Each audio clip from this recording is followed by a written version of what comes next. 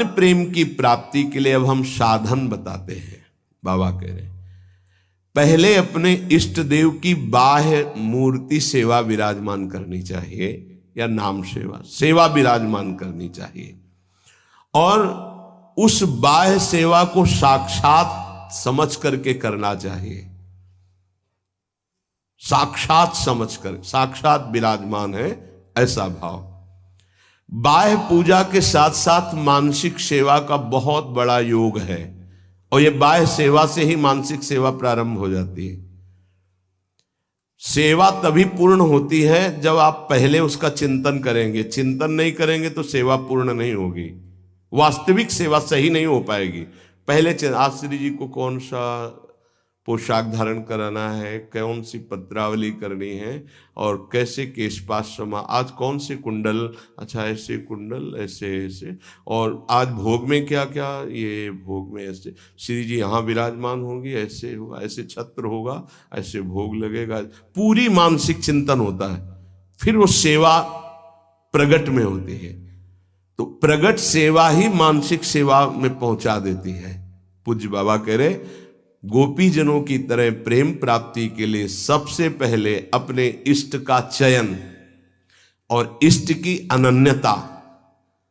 इष्ट की अनन्यता, इष्ट की अनन्यता में आ गया अपने इष्ट का नाम जपना, अपने इष्ट का मंत्र जपना, अपने इष्ट का ही गुणगान करना, अपने इष्ट के विषय में ही सोचना, ये सब आ गया। फिर इष्ट के श्री विग्रह की, मूर्ति की, छवि की, नाम की सेवा विराजमान करना। और जैसे गृहस्थ है तो जितने याम कर सके, जितना कर सके, लेकिन अगर विरक्त है तो 8 पहर की सेवा। हमारे पास और कोई काम नहीं, हमारी जिम्मेवारी है 8 पहर की सेवा। बाह्य पूजा, मानसिक पूजा, दोनों साथ साथ चलती हैं उपासक की। ध्यान देकर के अगर आप सेवा करोगे तो देखोगे आपकी मानसिक सेवा होगी।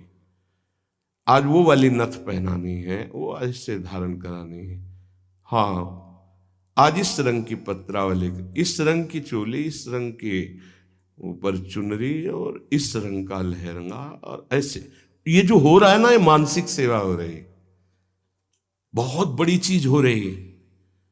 देखो आप लोग जो चिंतन करते, आज फूल बंगला ऐसे बनाना है, आज ऐसे, बहुत बड़ी सेवा हो रही। आज श्री जी की रसोई, ये मानसिक जो सेवा, और बहुत जोर की सेवा, प्रगट सेवा का फल है मानसिक सेवा, और मानसिक सेवा ही सिद्धावस्था को प्रदान करती है। ये बात ध्यान दीजिए। और जो इष्ट का नाम मिला है वो केवल जबान से ही नहीं, चिंतन के साथ होना चाहिए। प्रेम की बात कर रहे हैं, केवल हम जबान से रट रहे मंगल है, लेकिन यहां कह रहे गोपी प्रेम की बात, गोपी जैसा प्रेम, उसका चिंतन होना चाहिए। जैसे राधा राधा, तो हमारा चिंतन भी हो रहा है। बाह्य जप से बहुत समय लगेगा, जब बाह्य जप और आंतरिक चिंतन दोनों एक साथ होंगे, बहुत जल्दी वासनाओं का नाश होकर आनंद की उत्पत्ति होती है। केवल बाह्य जप से बहुत काल के बाद लाभ मिलता है, बाह्य जप के साथ आंतरिक ध्यान से बहुत जल्दी लाभ प्राप्त होता है। इष्ट देव का चयन, इष्ट देव की अनन्यता, इष्ट देव की प्रगट सेवा, मानसिक सेवा, और इष्ट देव का नाम ध्यान सहित जप, और इष्ट देव के ही गुणों का चिंतन करना। हमारी श्री जी का ऐसा स्वभाव, हमारे लालजू का ऐसा स्वभाव, उन्हीं की तरफ चिंतन करना। अन्य सब संबंध चिंतन को छोड़ना गोपी प्रेम की प्राप्ति है। महाराज जी सुनते हैं श्री सुखदेव जी का वैराग्य बहुत तीव्र और उच्च कोटि का था। क्या ऐसा कोई साधक वैराग्य नहीं धारण कर सकता? इस कोटि का वैराग्य क्या साधु के अंदर, साधक के अंदर नहीं आ सकता? निश्चित आ सकता है, पर ये सकामी साधक के अंदर नहीं, विषयी साधक के अंदर नहीं। जो निष्काम भाव से दृढ़ निश्चयी है कि केवल शरीर पोषण के लिए वस्त्र और भोग आदि, जो प्रारब्धवशात कोई चाह नहीं, उसके हृदय में तीव्र वैराग्य जागृत होता है, दृढ़ लक्ष्य, दृढ़ निश्चय, शरीर की भी परवाह नहीं, नहीं खान पान ते भावे है, नहीं कोमल वसन सुहावे है, सब विषय लगे ते खारा है, हरि आशिक का मग न्यारा है। जो अंदर से दृढ़ निश्चय नहीं है, अंदर से भगवत प्रेम का भाव लक्ष्य नहीं है, तो बाह्य त्याग फिर दंभ पैदा कर देता है, दिखावटीपना फिर आने लगता है, जो बहुत ही साधक के जीवन में धोखा पैदा कर देता है। ये बुद्धि है बहुत जल्दी सिद्ध होना चाहती है, फिर वो नाटक शुरू कर देता है, बहुत शास्त्र विरुद्ध आचरण होने लगते हैं।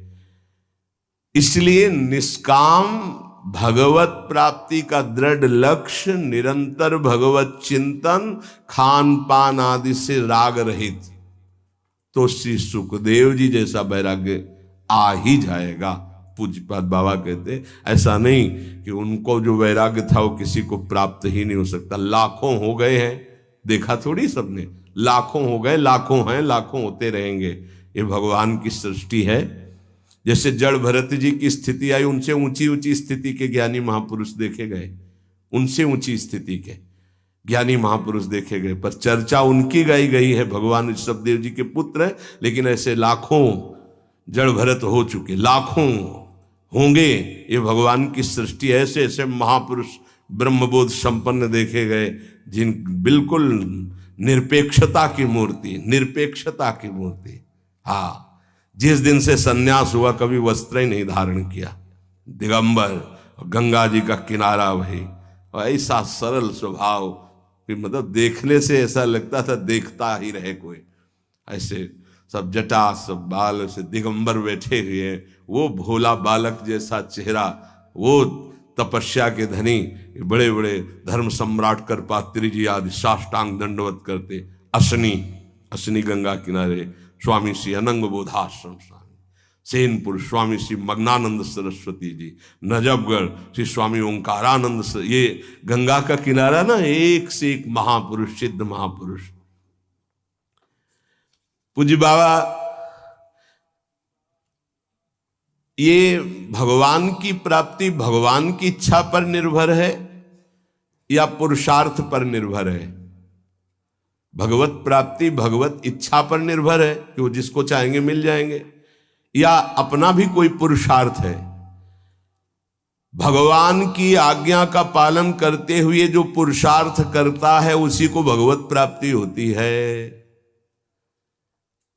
ये कायरता नहीं कि बैठे भगवान की इच्छा होगी तो भगवान मिल जाएंगे, ऐसे कभी नहीं होगा।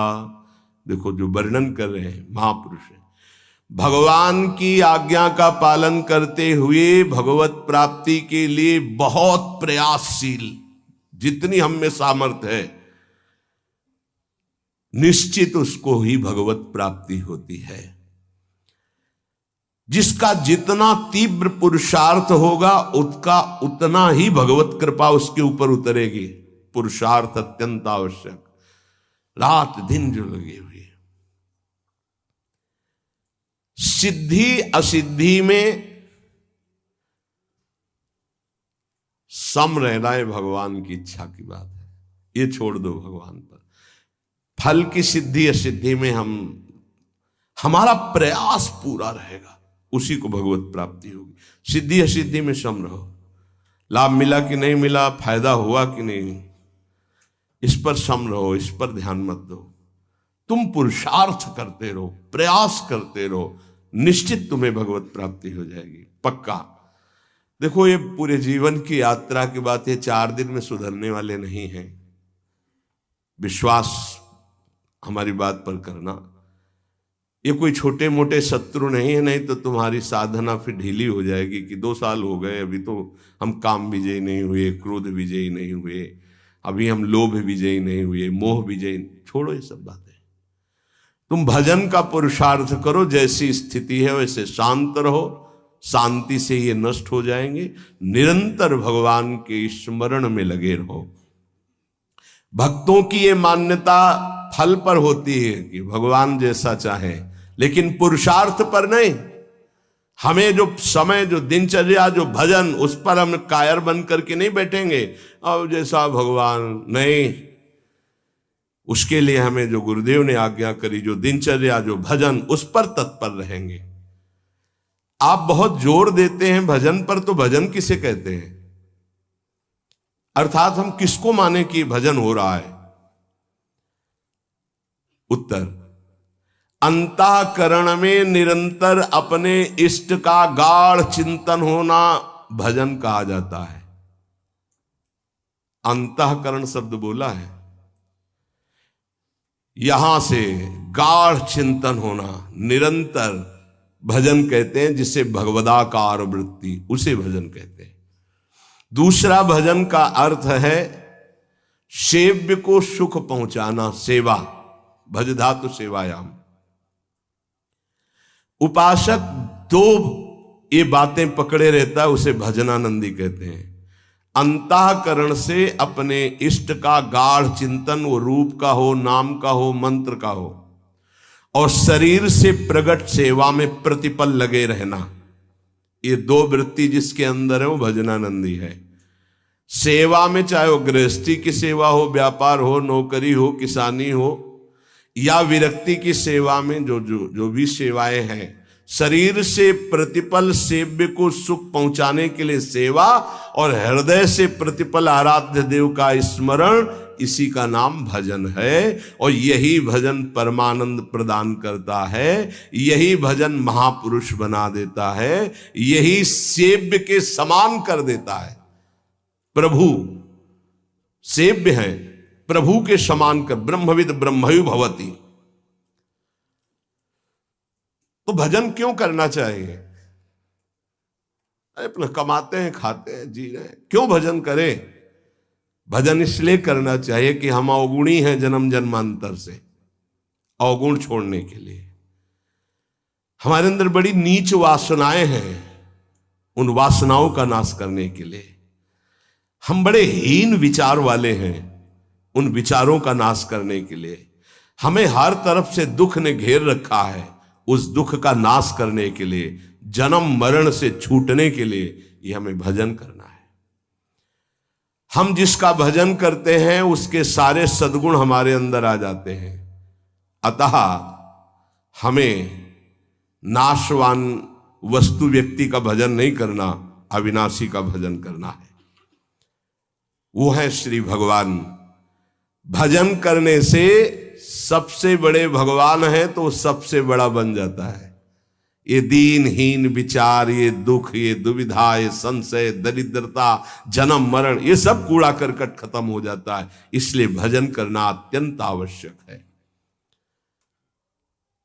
भजन करना अत्यंत आवश्यक है। इससे विशेष लाभ क्या होता है? भजन से विशेष लाभ यह होता है कि जहां से हम बिछुरे थे वहीं हम पहुंच जाते हैं।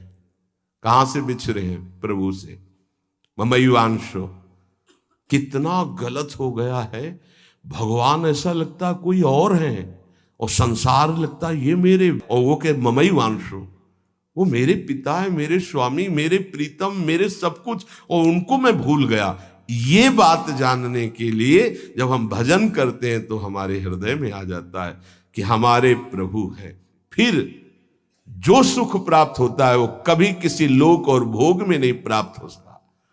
प्रेम स्वरूप हमारे इष्ट है तो हमारा प्रेम स्वरूप जागृत हो जाता है। भजन का लाभ है भगवान से बिछुड़े थे भगवान से मिल जाना। अगर भजन ना करे तो, पहले कहा भजन क्यों करना चाहिए, अब कह रहे हैं अगर भजन ना करे तो, अगर भजन नहीं करोगे तो विषय फंसा लेंगे, काम क्रोध लोभ मोह मद, और तुम्हारी दुर्गति कर देंगे। ये क्षण भंगुर विषयों का चिंतन होगा, क्षण भंगुर विषयों का भोग होगा, तो तुम्हें एक क्षण भी सुख का अनुभव नहीं होगा, दुख ही दुख तुम्हें घेर लेगा। अतः निरंतर भजन करने के लिए इसीलिए कहा जाता है कि कोई विषय चिंतन न बने, कोई विषय क्रिया ना हो, कोई विषय हमें दुख में फंसा ना पावे। सबसे बड़ा लाभ निरंतर भजन है। भजन करने का अधिकारी कौन है? बहुत बड़े ज्ञानी प्रश्नकर्ता श्री अखंडानंद सरस्वती जी।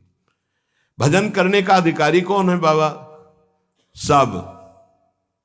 सब भजन करने के अधिकार, सबका अधिकार है भजन करने। बाल बच्चा कोई भी, पुरुष नपुंसक नारी वा जीव चराचर कोय, सर्वभाव भज कपट तज मोहि परम प्रिय सोय। बाबा ये भजन करने वालों में भी पाप कर्म देखे जाते हैं, ये क्यों नहीं छूटते हैं? भजन तो सब पापों का नाश कर देता है, फिर भजन करने वालों से पाप कर्म क्यों नहीं छूटते? क्योंकि वो सही भजन नहीं करते। बहुत ध्यान से समझना, वो विषय चिंतन करते हैं, विषय भोग करते हैं, उस समय भजन छोड़ देते हैं, जिससे पाप बनता है, भजन में अरुचि होती है। हम इसीलिए तो कह रहे हैं निरंतर भजन करो, विषय चिंतन मत करो। जो भजन भी करता है और विषय चिंतन और विषय भोग भी करता है, उसको जन्म जन्मांतर लग जाएंगे, बाबा कह रहे हैं। क्योंकि जन्म जन्मांतर इसी से होते चले आ रहे हैं, बार बार विषय चिंतन, बार बार विषय भोग। इसीलिए तो हम कहते हैं भैया, एक जन्म का सारा मेहनत समय इस बात में लगा लो कि विषय चिंतन न होने पावे, पाप कर्म न होने पावे, भजन बन जाए।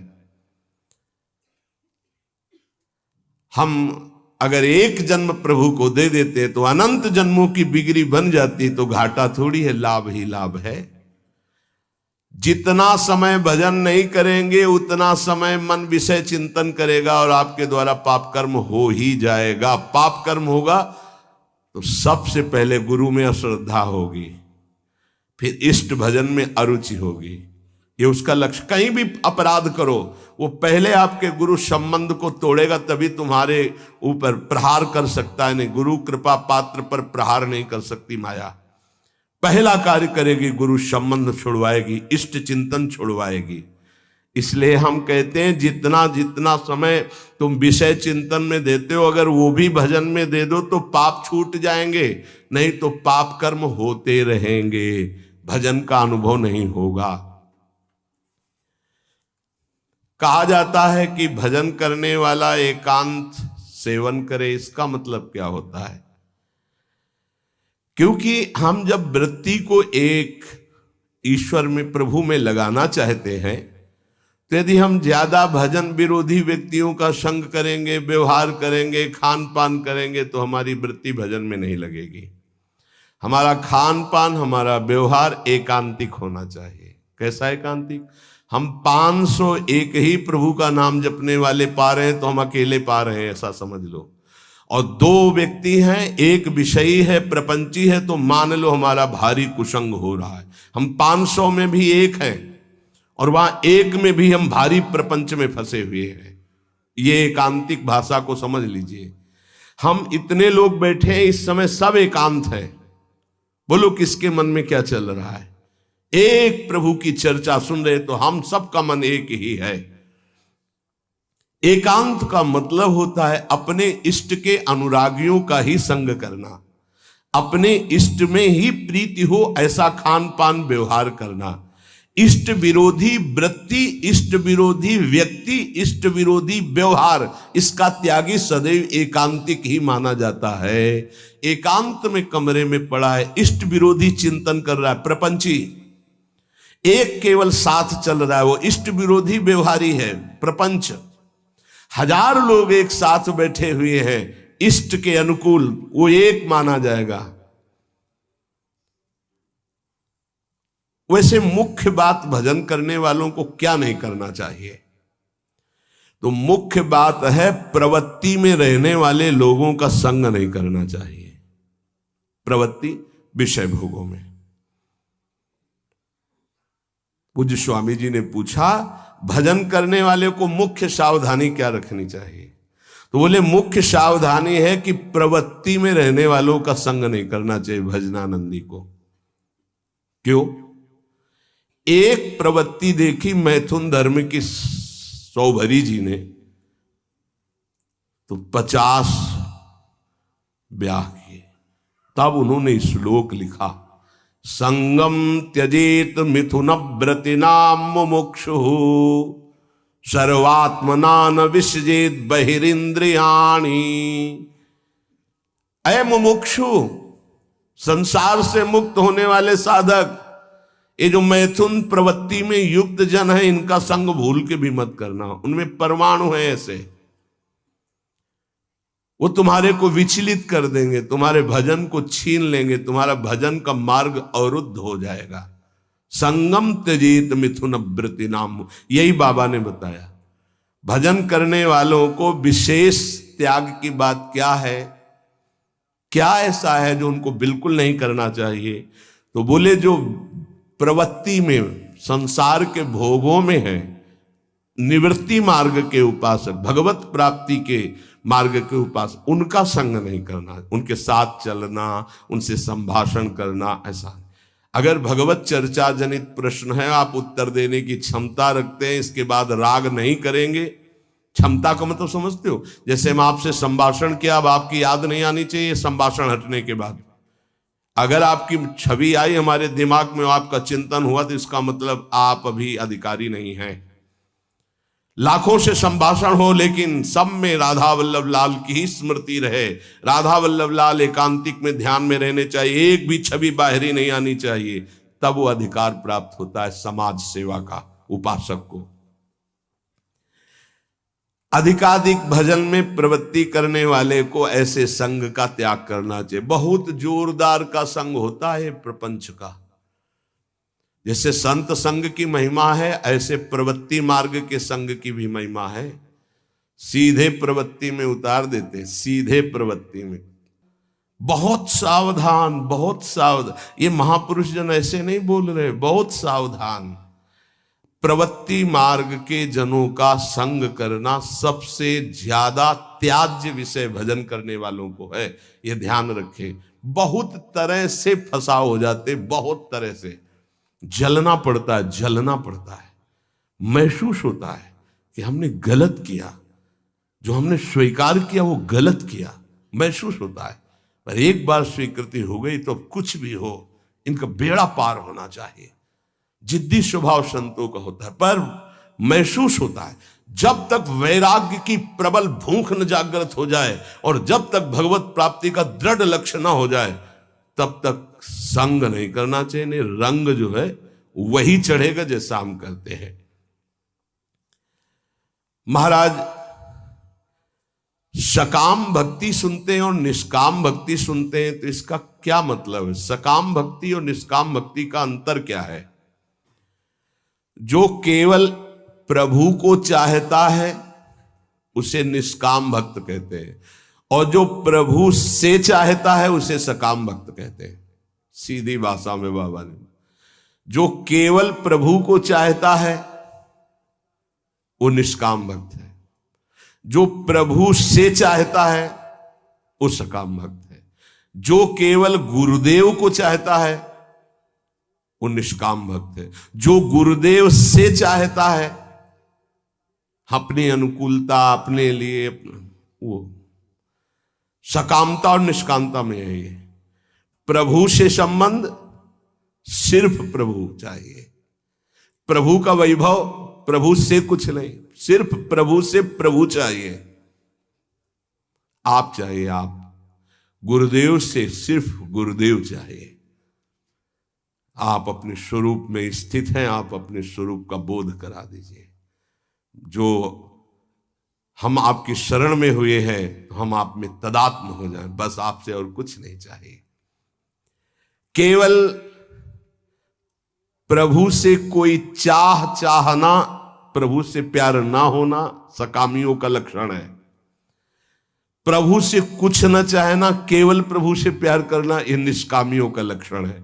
ऐसे बड़े बिरले निष्काम। और महाप्रभु अपने धर्म के लिए तो कहते हैं, सबसे पहले कह रहे सबसो हित निष्काम मति, कोई चाह नहीं। सुना है कि परा भक्ति और ज्ञान में कुछ अंतर रहता है या नहीं? आपका क्या विचार है? क्योंकि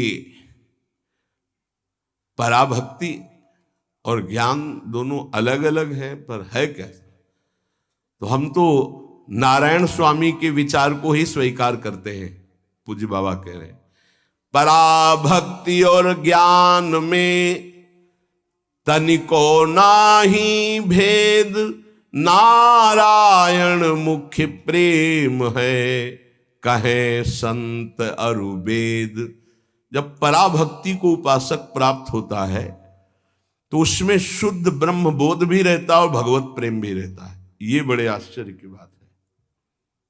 गीता जी में तो संकेत रूप में बोध को ही प्रधान कहा। ब्रह्मभूता प्रसन्नात्मा न शोचति न कांक्षति, समा सर्वेषु भूतेषु मद भक्तिम लभते पराम। मेरी पराभक्ति का परम लाभ क्या हुआ कि ब्रह्मभूत हो गया। और बाबा नारायण स्वामी के दोहे से कह रहे कि पराभक्ति में एक चमत्कार विशेष ये होता है कि उसे ब्रह्मबोध भी हो जाता है, आत्मस्वरूप का बोध भी, और भगवत प्रेम भी हो जाता है। पराभक्ति और ज्ञान में तनको नाही भेद, इतना है कि इसमें मुख्य प्रेम भगवदाकार भी रहता, स्वरूप बोध भी हो जाता है, जो पराभक्ति को प्राप्त हो जाता है। भगवत प्राप्ति के अनेक मार्ग हैं। एक पुरुष के द्वारा कई मार्गों में नहीं चला जा सकता, इसलिए साधक एक मार्ग का चयन कर ले और अपने गुरु प्रदत्त भजन भक्ति का विस्तार करे, आगे बढ़ाता चला जाए। इतना जरूर ध्यान में रहे कि भक्ति में विषय सुख नहीं है। अगर विषय सुख की आकांक्षा करेगा तो भक्ति अंतर्ध्यान हो जाएगी। ऐसा मान ले कि हमारे भाग्य में नहीं है, मान लो ना, पर बड़े भाग्य हैं, कोई भाग्यहीन थोड़ी हो। ये जो विषय सुख है ये तो पापियों को भी प्राप्त है। सुत दारा धन लक्ष्मी पापियों के घर होए, संत समागम हरि कथा तुलसी दुर्लभ। तो तुम्हारा दुर्भाग्य नहीं है, तुम उससे हंसने के लिए तैयार हो रहे हो, उसके साथ खेलने के लिए तैयार हो रहे हो जो बड़े बड़े मुनियों के भी ध्यान में नहीं आते। तुम्हारे भाग्य से नहीं है। ध्यान मुनि मन ध्यान धरत, थोड़ा अपने लक्ष्य की तरफ। और जब निकस कुंज ठाढ़े भय और भुजा परस्परंस, जब इनको तुम देखोगे तब कैसा होगा? आनंद समुद्र प्रिया प्रीतम। उपासक विषय सुख भक्ति में बहुत बाधक है। जिसको भक्ति की सिद्धि करनी है, प्रेम प्राप्त करना है, तो विषय सुख से बचना चाहिए। मन में लागी चटपटी कब निरखूं घनश्याम, तो नारायण भूल्यो सभी खान पान विश्राम। ये दोहा एक संत भगवान थे, गंगा के किनारे मिले थे, ये बार बार कहते थे, जो बड़ी मस्ती में गाते थे। मन में लागी चटपटी कब निरखूं घनश्याम, नारायण भूल्यो सभी खान पान विश्राम। विषय सुख भक्ति में नहीं। ब्रह्मादि के भोग सब विषम लागता ही, नारायण ब्रज चंद की लगन लगी है जाही। जब विषय सुख का सेवन साधक करने लगता है तो प्रभु का चिंतन छूटने लगता है, प्रभु में सुख नहीं लगता है। ये सबसे बड़ी कमी की बात। अगर आपको भजन करते प्रभु में सुख नहीं लग रहा तो आप कहीं विषय सुख ले रहे हैं। ध्यान दीजिए, जब प्रभु के चिंतन करते करते आपके आंसू निकलने लगे, रोमांच होने लगे, अब सुख आया है। इसलिए कुछ समय तक ये झूठे विषय सुख से बचो। कुछ अच्छा नहीं लगता। सच्ची भगवान वो सब संयोग प्रदान करते हैं, खान पान विश्राम सब, कुछ अच्छा नहीं लगता। जो मन प्रभु के चरणारविंद का आशिक हो जाता, कुछ अच्छा नहीं, कोई उसे अच्छा ही नहीं लगता। सच्ची मानिए, कुछ अच्छा नहीं लगता। सब कुछ है पर कुछ अच्छा नहीं लगता। क्यों? क्योंकि जो वास्तविक अच्छा लग रहा था सब में, वो अनंत ब्रह्मांडों का अच्छा लगने वाला अब अच्छा लगने लगा है, इसलिए अच्छा नहीं लगता। अगर किसी का शरीर अच्छा लग रहा है तो कृष्ण है इसलिए अच्छा लग रहा है, वो अंतर ध्यान हो जाए तो कहां अच्छा लगेगा। किसी वस्तु में आकर्षण है तो कृष्ण का है, और अब सीधे कृष्ण का आकर्षण हो गया तो अब कैसे अच्छा लगेगा। इसलिए विषय सुख का त्याग करते हुए, विषयी पुरुषों के संग का त्याग करते हुए, हृदय से निरंतर इष्ट चिंतन और शरीर से अपने कर्तव्य कर्म रूपी सेवा, इसी से भगवत प्राप्ति, इसी से प्रेम प्राप्ति, इसी से